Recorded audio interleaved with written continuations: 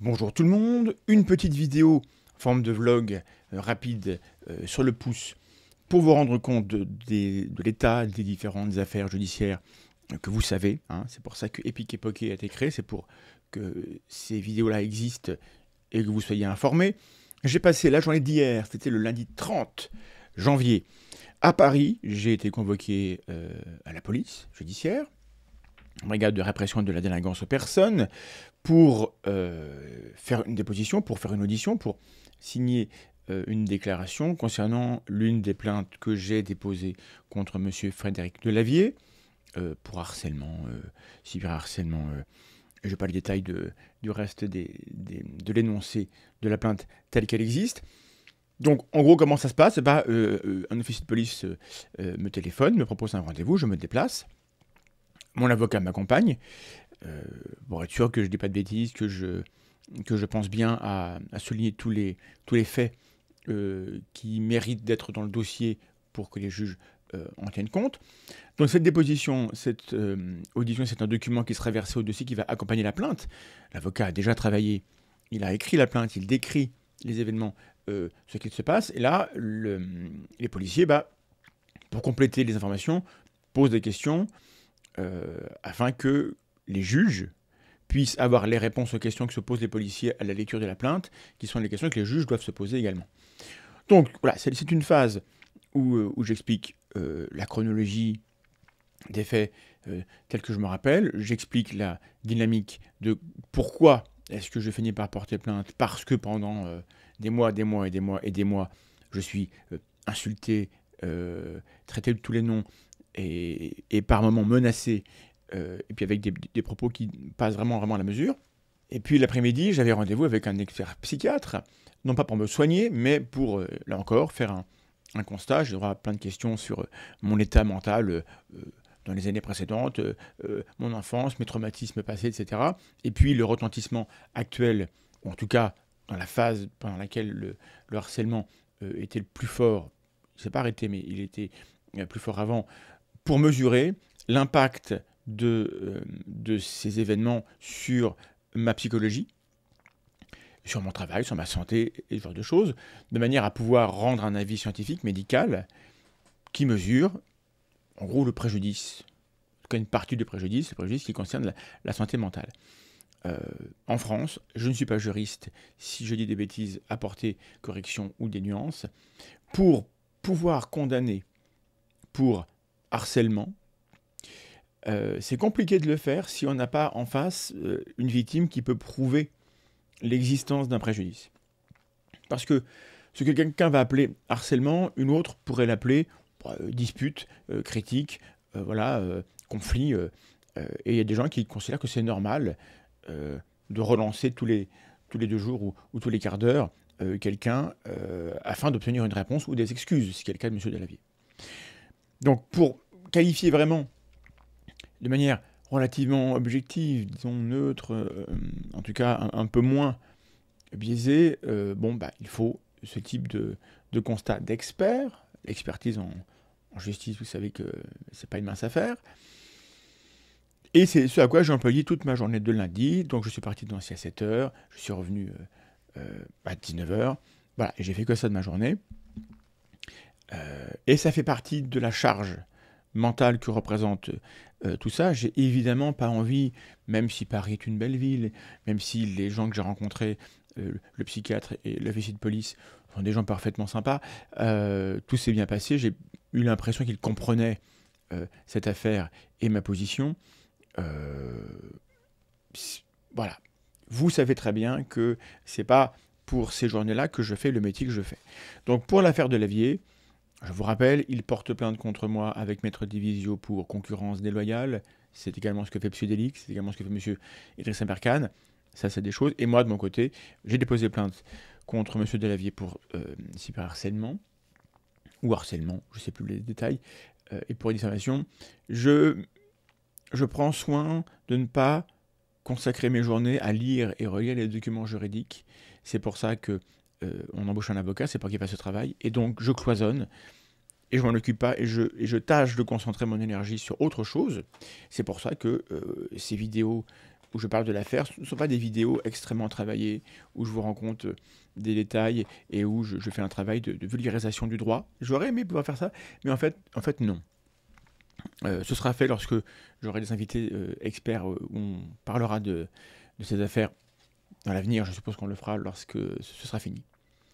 Mais pour l'instant, je vous rends juste compte de ce qui se passe pour que vous compreniez, parce que beaucoup d'entre vous m'apportent leur soutien. Deuxième affaire, l'affaire psychodélique. Vous devez savoir que plusieurs plaintes ont été déposées. Et ben la mienne en fait partie. Donc je crois qu'il y a 3 ou 4 plaintes, ou 5 plaintes, je ne sais plus. Sur un total de, vous verrez bien, plus que ça.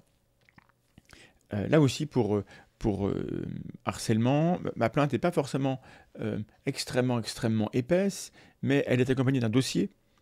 Et c'est là où le fait que les plaintes soient gérées par le même avocat et qu'elles soient d'une certaine manière, c'est pas une plainte collective, mais elles sont associées, ça permet de pouvoir avoir en préambule de chaque plainte un dossier qui explique la méthode d'Alibor Stanislavievitch, qui explique ce qu'il se passe sur les réseaux de manière sérielle, c'est-à-dire c'est un harceleur en série.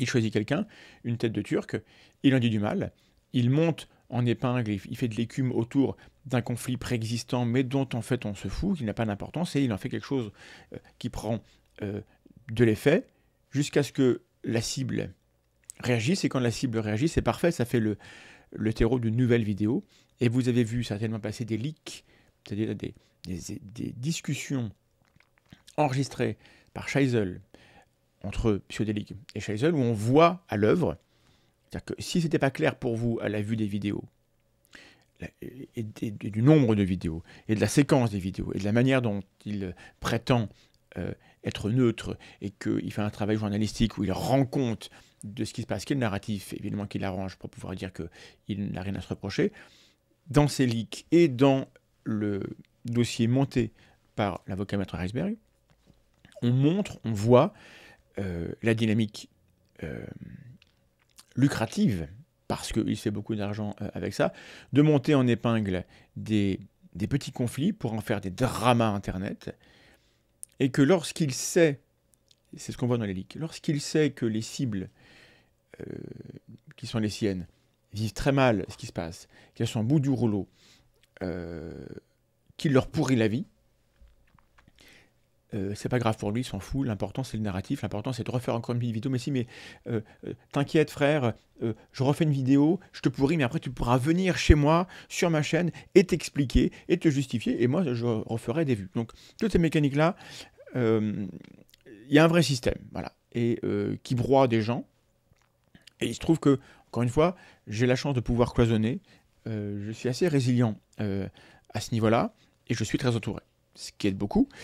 Il est temps que ça s'arrête quand même, et donc cette plainte-là, elle est passée, et vous devriez voir sur les réseaux à l'heure actuelle des gens qui vous expliquent la mécanique psychodélique. Et d'ailleurs, Zioclo, qui est un ami d'Alibor, ils se connaissent bien, et Zioclo l'a beaucoup défendu, tout récemment.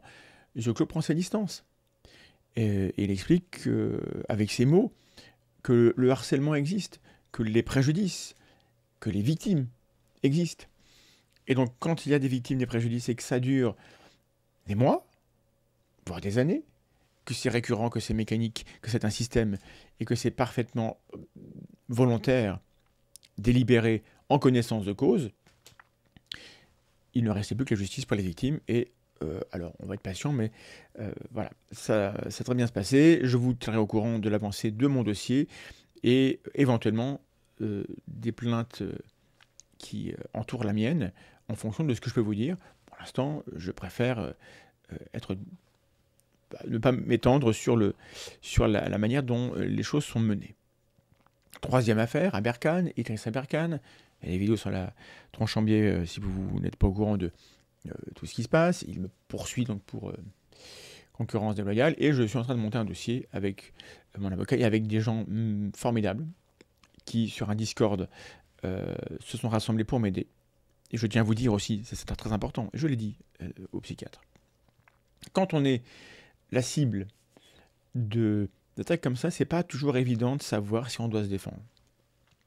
C'est pas toujours évident de reconnaître si on est une victime. C'est pas sympa. Il y a des gens qui adorent être des victimes. J'en dirai un mot tout à l'heure.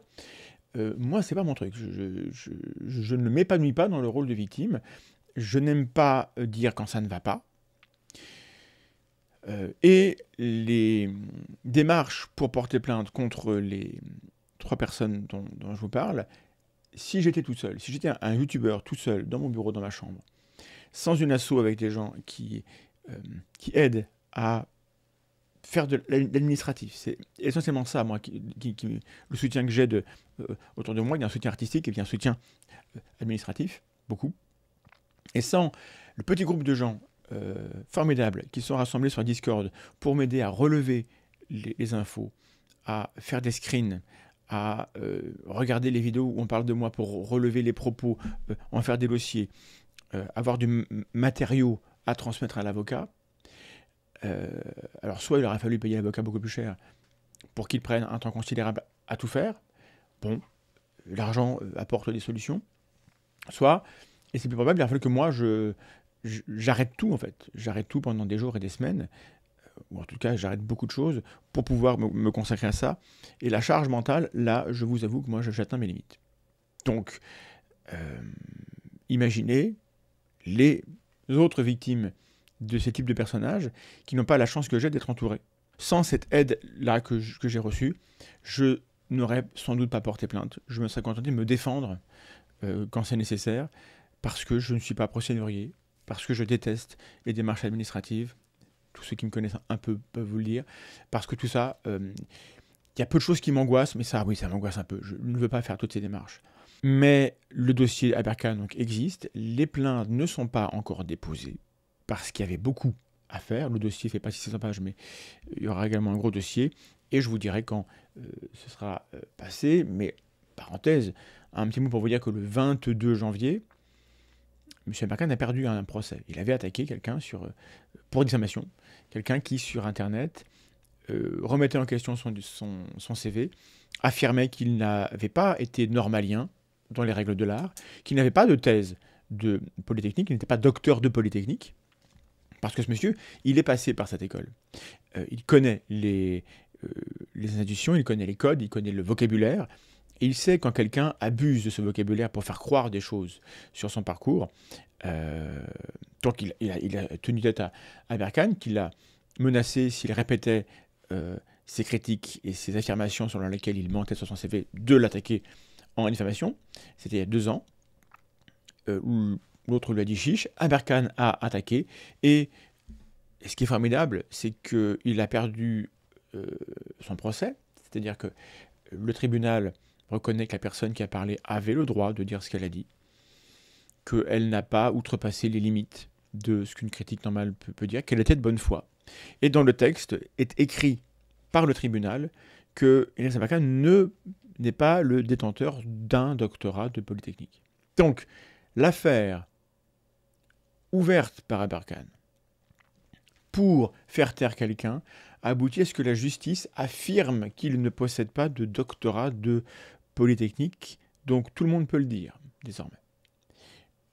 Et je trouve que le mouvement était d'une beauté, d'une grâce absolue, que ce soit une affaire qu'il ait lui-même provoquée parce qu'il ne supportait pas un tweet qui aboutit à ce qu'un tribunal lui dise « mais vous n'êtes pas docteur de Polytechnique ». Bon, alors il fera sûrement appel. En tout cas, depuis le 22 janvier, il a absolument totalement disparu de Twitter.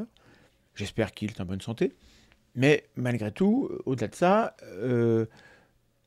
il faut en passer par là pour que les gens qui, comme lui, consacrent l'essentiel de leur temps à diffuser des fausses informations et se faire le relais de harcèlement dégueulasse comme celui contre Antoine Daoust, se taisent un peu. Et leur silence à eux, en termes de bilan net, fait du bien à l'humanité. J'ajoute que il répète, vous savez que je devais être poursuivi par 3 personnes ou 5 avocats dans 12 pays dans le cosmos. Il brasse tout ça pour salir ma réputation. Il prétend qu'il a porté plainte pour association de malfaiteurs contre moi. Ça fait plus d'1 an. Je n'ai pas vu l'ombre de la queue, du soupir, de la respiration, de l'âme ou du corps astral de cette plainte. Je crois savoir qu'une plainte a été déposée, je n'en ai pas l'intitulé. Et je m'interroge sur ce qu'on doit faire lorsque un type comme lui, avec presque 1 million d'abonnés, parle régulièrement de moi en m'accusant d'être poursuivi par la justice française pour association de malfaiteurs, à tel point que j'ai des gens qui le suivent, qui viennent se réjouir sur mes pages comme quoi je serais condamné, donc qui porte atteinte à ma réputation, sans que moi je puisse répondre en montrant des documents officiels de la justice. Donc on est dans le cas d'une dénonciation calomnieuse, et je vais peut-être finir par devoir porter plainte pour ça, s'il continue à parler de cette plainte, qui, de mon point de vue de personne qui serait mise en cause, n'existe pas. C'est pénible. On est encore dans la manipulation et dans la communication de masse et dans la temporisation. Il profite du fait que montrer la vérité demande un temps considérable pour prendre tout ce temps pour dire autant de mensonges qu'il veut pour détruire la réputation, voire les personnes qu'il dérange. Là aussi, je pense qu'il y a un dysfonctionnement. Bref, ensuite, sur l'affaire Marie Pelletier. Marie Pelletier, c'est cette pseudo-experte, auto-proclamée du complotisme, qui n'a jamais écrit de travaux de recherche dessus, mais qu'on invite sur les médias et qui continue d'avoir un récit victimaire où elle se prétend victime de harcèlement de la communauté des fact-checkers et des zététiciens, etc. Ce qui n'est pas vrai. Et il faut que ça continue, évidemment. Si vous voulez la critiquer lorsqu'elle dit des choses qui vous paraissent fausses, faites-le avec beaucoup de scrupules, avec de la retenue, avec de la méthode. Ne vous censurez pas, mais évidemment, il n'est pas question de la harceler. En tout cas, si elle était harcelée, Mme Pelletier, elle aurait porté plainte. Elle a affirmé qu'elle le ferait quand est sortie la vidéo que j'ai faite. C'était en juillet, en août. Je crois que c'était en août. Oui, il s'est passé 6 mois. Hein.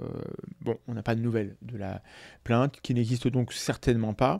Ce qui veut dire que Mme Pelletier sait que, et là-dessus, elle est plus maligne que d'autres personnes qui portent plainte. Porter plainte, quand c'est perdu d'avance, ça ne peut que se retourner contre vous.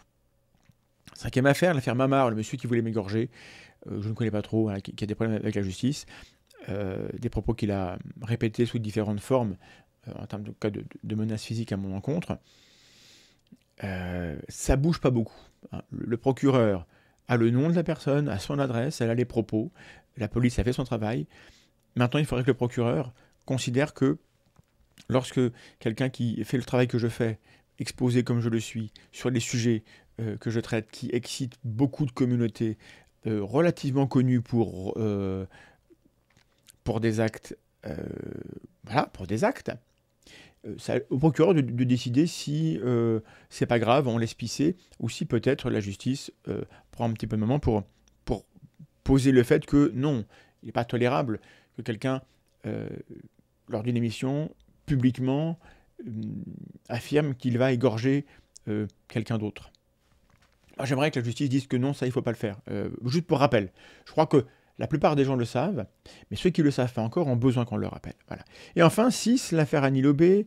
Annie Lobé, la dame qui pense que les ondes de nos appareils numériques, ménagers, produisent des effets biologiques qui sont néfastes, qui sont mauvais pour la santé. Bref, bon, j'ai eu une discussion avec elle il y a longtemps maintenant, dans une vidéo qui s'appelle une conversation compliquée, je crois, avec Annie Lobé. Elle avait porté plainte, j'ai embauché un avocat, j'ai payé 1 800 €, la plainte, j'ai mis en examen, et puis final, le tribunal décide de ne pas juger, parce que le dossier, finalement, n'est pas assez solide. Et puis le tribunal avait demandé une expertise psychiatrique de Madame Lobé qui n'a pas eu lieu. Bon, affaire éteinte, terminée, je pensais que c'était OK. Elle reporte plainte, elle fait appel, rebelote, j'ai reçu mon courrier de mise en examen. Et là, j'ai un cas de conscience, je me pose des questions, je n'ai pas encore trouvé la réponse. Et là, encore une fois, j'essaie de penser au-delà de ma petite personne. Je suis un youtubeur qui a la chance d'avoir un fonds que vous avez alimenté avec de l'argent pour payer les affaires en justice. Je peux me défendre. Je peux payer un avocat, je peux encore lâcher 1 800 balles pour avoir un avocat pour me défendre dans cette affaire-là. Mais une partie de moi curieuse et une partie de moi révoltée sont d'accord entre elles pour dire mais enfin qu'est-ce qui se passe? On est en France et pour le propos que j'ai tenu et que je vous rappelle, j'ai dit madame, ce que vous dites c'est de la merde et quand on dit de la merde, il faut assumer les conséquences qui sont que on va être contredit et critiqué. Ces propos-là, si à chaque fois que je les tiens en France, quelqu'un peut faire une démarche qui va secouer un tribunal jusqu'à ce qu'il m'envoie des courriers de mise en examen et m'obliger à prendre un avocat pour me défendre, mais moi j'ai ça tous les jours. Parce que, retenez bien, je n'ai jamais insulté Madame Lebet, je n'ai jamais porté atteinte à sa personne, je me suis limité à parler de son contenu. Parfois en commentant le fait que j'étais un peu étonné, voilà, j'étais un peu inquiet pour elle, quoi. Mais franchement, très franchement, je suis resté dans des limites extrêmement scrupuleuses par rapport à ça. Tout mon travail consiste, une bonne partie de mon travail, toute la partie debunk et toute la partie vulgarisation, qui consiste à donner la parole aux gens qui savent, aux gens qui cherchent, et toute la partie où on débunk les contenus trompeurs, je trouve que c'est très important de le faire. À chaque fois que je le fais, je contredis quelqu'un et je vexe quelqu'un. Mon but, c'est pas de rendre malheureux les gourous, de faire que les gens qui croient des trucs faux se sentent bêtes. Mon but, c'est que les discours qui circulent et qui sont faux et trompeurs soient reconnus comme tels. C'est ça mon propos. Et si je vis dans un pays où le message que donne la justice, c'est attendez-vous à recevoir des mises en examen tous les jours. Et tous les jours, je vais devoir payer 1 800 € pour avoir un avocat à Béziers, à Colmar, que sais-je, à Brest, partout en France, pour me défendre contre des gens qui n'ont pas supporté que je dise que leurs propos sont merdiques et faux. C'est extrêmement préoccupant. Et donc, une partie de moi a envie de se rassurer en se disant, mais en fait, ces propos, évidemment, ne peuvent pas conduire à ce que je sois condamné à quoi que ce soit, parce que ce serait la mort de mon travail. Et donc la justice doit bien s'en rendre compte, parce que ce serait trop fort. Et donc je vais laisser la justice travailler, c'est-à-dire que si on me téléphone, qu'on me demande, je produirai les documents et les réponses dont les gens ont besoin, évidemment, parce que je respecte la justice. Mais je vais peut-être pas faire des démarches, prendre du temps, de l'énergie et prendre de l'argent pour payer un avocat pour une affaire où j'estime que mes propos n'ont pas besoin d'être défendus. Ils existent, et il faut faire avec ces propos. Donc, je ne vous dis pas que j'ai décidé, je veux bien votre avis sur la question. C'est pas une démission de ma part, c'est un acte presque militant de dire bon, je suis attaqué pour ça, très bien, laissons. Vous savez, c'est ce que dirait notre cher président Macron, j'assume qu'il vienne me chercher. Sauf que lui, personne peut.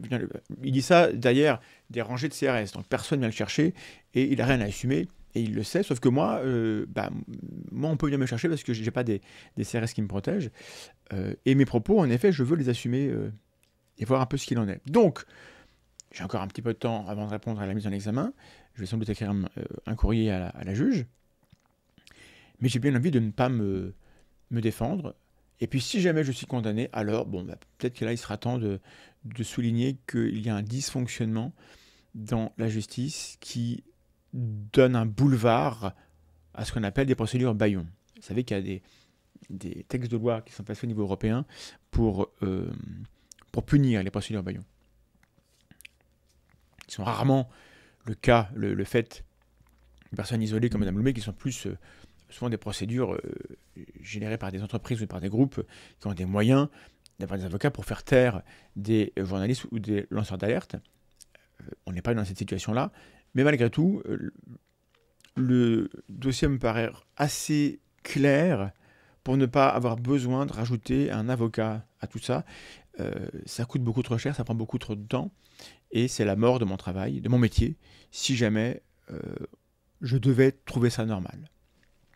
Voilà, c'était le compte-rendu de l'état des différentes affaires qui me concernent.